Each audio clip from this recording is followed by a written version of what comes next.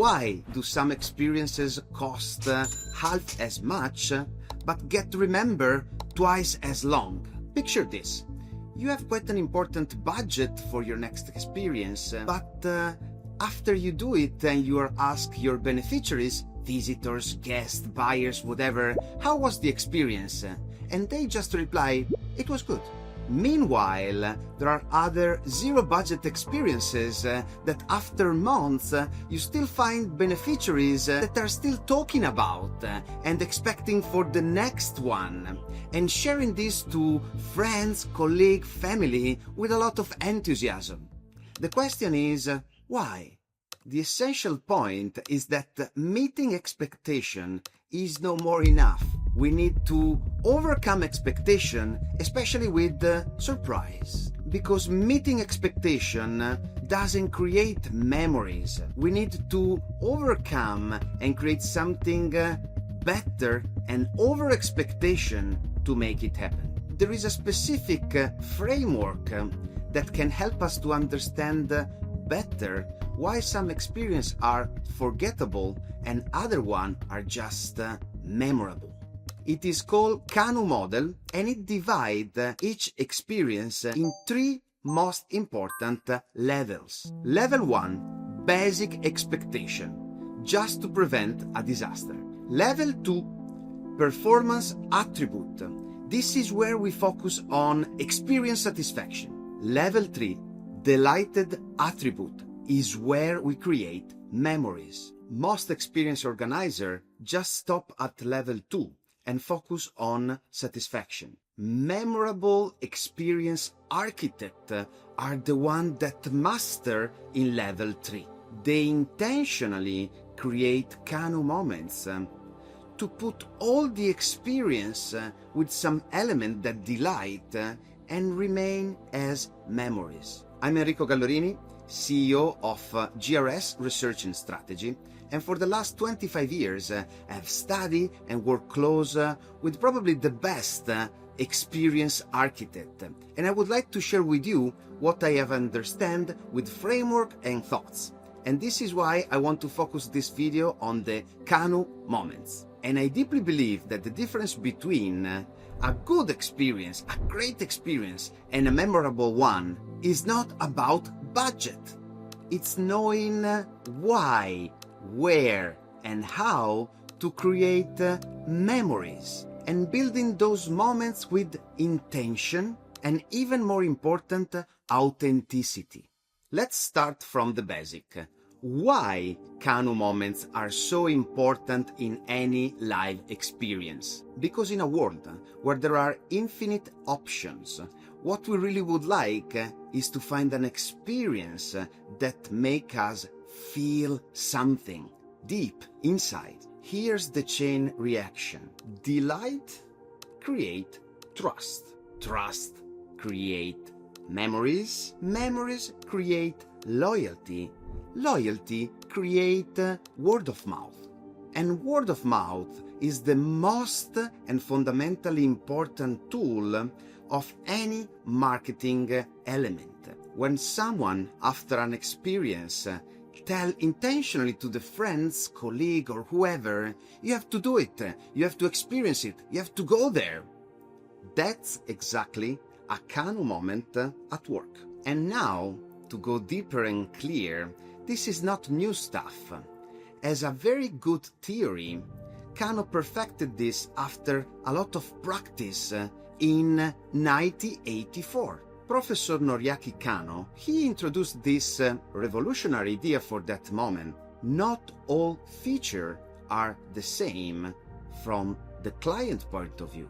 Some features prevent problem, and they are technically based on avoid dissatisfaction. Some other features create satisfaction and met the expectations. Other, rare, few create delightment. Why? Because meeting expectation is not enough. And here is why it's so powerful in live experiences. Because we have to focus on the different level and try to understand how to make a delighted moment. So, let's take the Kano model and put it in live experiences. As we say, there are 3 levels. Level 1 is basic expectation, the not negotiable one. I like to call them hygiene factors, are the one that if they are not in place, the experience already starts as a disaster. Example at today: clean bathroom, working Wi-Fi, clear signage, comfortable temperature, and obviously safe environment. All of these are basic and not negotiable. If even one is missing, your beneficiaries immediately notice it and they get a huge frustration. But here is the trap. Even if you make them great, fantastic, because they are hygiene factor, nobody would ever say, wow. They are necessary for sure, but they do not make the experience memorable. The second level, it's a performance attribute. More equal better. These are the elements that more you invest and more you have satisfaction. Examples are like the quality of the food, the fast registration, the networking opportunities, or the relaxing moment. The more you improve this, the more your beneficiaries, guests, attendees, visitors, buyers have a higher satisfaction. It's a linear relationship. But here's the catch. They do not create magic. They create satisfaction, not memories. The level 3 are the delight attributes, the one that we call Kano Moments. This is where the magic happens. Delight attributes are the ones that exceed what attendees, beneficiaries expect. They are unexpected attributes that when they appear create an incredible emotional connection. They create a disappropriate impact compared to the value because they are delighting. For example, when you go in a very luxury hotel and you have a handwriting message from a manager with your name and the signature. Hotel on this for me are fantastic. Or a surprise live performance during a coffee break or a networking moment. Wow, those was really unexpected. The staff who remember your diary preferences without asking. Or for example, a quiet place where introvert can relax and take a moment for them. Every moment where there are this element of caring about who is going to have that experience, intentionally designed and curated, built in a way that has a clear meaning. And here is the critical insight for our industry. They have not to be expensive.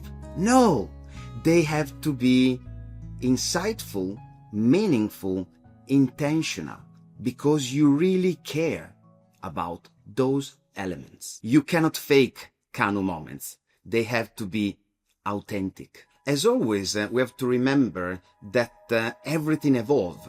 So what was a Kano moment even few years ago, now maybe it's becoming to be just a basic element. What is unexpected wow today will become normal tomorrow. Charging station, free Wi-Fi, personalized badge or experiences. Today is just the norm. So what was once delighting, it became the norm. And that's why it's important always to focus on how to innovate, but even more, where you want to put your intention. Because even if the experience can be very similar, are those elements of intention, authenticity, meaning that can change everything, and us as human perceive so important.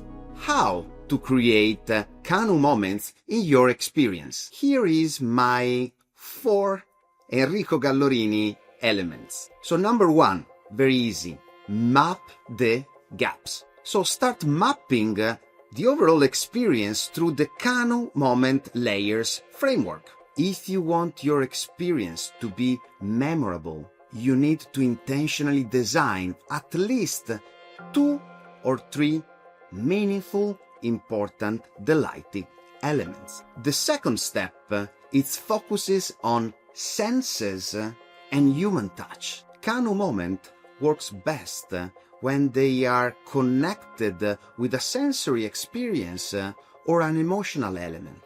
Think about perfumes, scent, a fragrance that make your experience unique, sound, a curated music element that can be part of the overall experience, like a jingle, taste, a surprise, but with a why that surprise has a meaning in your mouth. And emotion is always the key. The human touch, the human warmth, it's everything. But again, I want to stress on this. It has to be intentional. It has to be authentic. If not, you add something that is just doesn't make sense. The third step, it's empower your team to co-create those Kano moments. And this is the secret for me, is to have all the people understanding that there are some elements that have to be spontaneously, genuinely authentic. So yes, you can train your team, but you have to lead with purpose. Some example, it's nice to ask your team to welcome everybody, but did you welcome your team? You can train your team to help someone that feels lost or is looking for something, but you have to be the first that do this. For me, the most important thing is the co-creation with the team that you have with you in that moment. And that's why that if you want them to delight your guests, visitors, buyers, and whatever have the experience, you have to be aware that you have to delight also them. The first step is probably the one that I prefer most, being a researcher. So observe, test, try, benchmark. So use all the possible research methodology. Try to find the right partner that can help you through research, consultancy to understand what is happening, what's the benchmark. And even more important, try yourself what delights you. What would you expect from a great, memorable experience? Survey, deep dive, speak with the beneficiary of your experience to hear what they expect and what they do not expect. And test, try, retry in some control and not risk elements, but try every time something new. As always, it's not about the theory or the framework or the Gallorini steps. No, it's you that have to be the one that have the intention to do something special. So here's your takeaway. Create those Kano moments, give yourself a lot, because with those unexpected, intentional Kano moments, you receive more than what you give. So before next experience, please focus on these 3 elements and try to understand which are the gap, where you perform great, where you can co-create with your team, and watch around. Be yourself the one that want to be amazed. These moments have not to be expensive. They have to be intentional and authentic. Now, if you want to go deeper on these elements of wow, there is other video that talk about the peak and end moments in my channel. If you are serious about create the best in-person live experiences, follow me and try to find other elements in my YouTube channel and share this framework with other experienced architects. They will benefit. Thank you very much and see you next time.